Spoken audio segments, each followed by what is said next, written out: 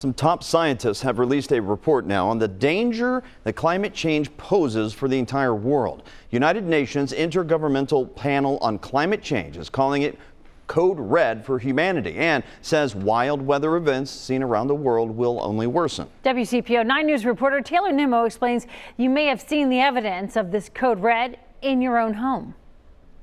The report says carbon dioxide is the main driver of climate change and temperatures are still increasing. What that means is that we're living in an increasingly hotter world with more rain. And that's no surprise to people in Cincinnati. It's getting hotter and rainier. We've been dealing with that all summer here. According to the report, wild weather events like storms and heat waves are expected to worsen and become more frequent. Dr. Amy Townsend Small from the University of Cincinnati says the impacts of climate change have been evident here in Cincinnati, Columbia Parkway, for example.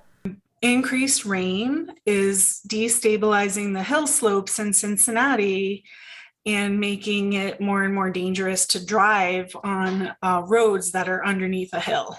Other things that people in Cincinnati might be really familiar with are like sewer overflows. So when it rains a lot, your sewer might back up into your basement or your yard. Dr. Susanna Tong says climate change is also evident locally through our seasons. For the last couple of years, it seems that we miss spring. I don't know whether you have realized that we miss spring and we also miss fall.